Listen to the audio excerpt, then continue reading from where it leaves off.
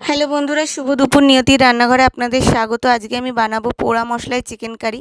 তো 1.5 কেজি মাংসের জন্য আমি এখানে প্রথমে 4টে পেঁয়াজ, 3টে টমেটো, 3টে রসুন আমি পুড়িয়ে নিয়েছি, আর 15-20টা কাঁচা লঙ্কা আর 1 ইঞ্চি আদা পুড়িয়ে নিয়ে আমি ভালো করে ছাড়িয়ে নিয়েছি। ছাড়িয়ে মিক্সিতে পেস্ট করে নিয়েছি।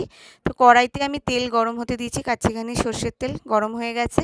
তো এর মধ্যে আমি 2টো শুকনো লঙ্কাকে হাত দিয়ে ছিঁড়ে দিয়েছি, একটুখানি দারচিনি, এলাচ আর লবঙ্গ গরম করতে দিয়েছি, গরম হয়ে গেছে। তারপরে মশলাগুলোকে আমি কড়াইতে দিয়ে দিয়েছি, দিয়ে একটু নেড়ে নেব।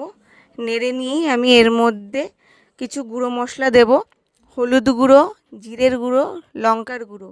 এই সব মশলা একসাথে দিয়ে আমি একটু ভালো করে নেড়ে চেড়ে নিয়ে স্বাদ মতো নুন দিয়ে দেবো, দিয়ে ভালো করে হাই আঁচে কষিয়ে নেব। তারপরে মিডিয়াম আঁচে আমি ঢেকে দেব যতক্ষণ না কাঁচা মশলার গন্ধ বেরিয়ে যায়, তেলটা ছেড়ে দেয়। তো ভালো করে কষিয়ে নেওয়া হয়ে গেছে। আমি এর মধ্যে মাংস দিয়ে দিয়েছি, কিন্তু দেখানো হয়নি, একটু ঝামেলা হয়ে গেছিলো সেই কারণে। তো মাংস দিয়ে আমি প্রথমে এক পর্যায়ে একটু কষিয়ে নিয়েছি, একটু জল বেরিয়ে গেছে মাংস থেকে, আবার ঢেকে দেবো মিডিয়াম আঁচে 15 মিনিটের জন্য। দেখুন মাংস আমার কষানো হয়ে গেছে ভালোভাবে। এবার আমি রান্নার মধ্যে গরম জল দিয়ে দেবো, মাংসের মধ্যে গরম জল দিয়ে দেবো, তাহলে রান্নার টেস্টটা ভালো হয়।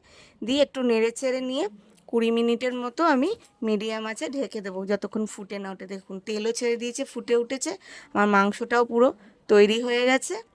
পোড়া মশলায় চিকেন কারি খেতে ভীষণ ভালো লাগে, একটা খুব সুন্দর স্মেল আসে। ভালো লাগলে লাইক, শেয়ার, কমেন্ট করবেন, আর পেজটিকে ফলো করে আমার পাশে থাকবেন।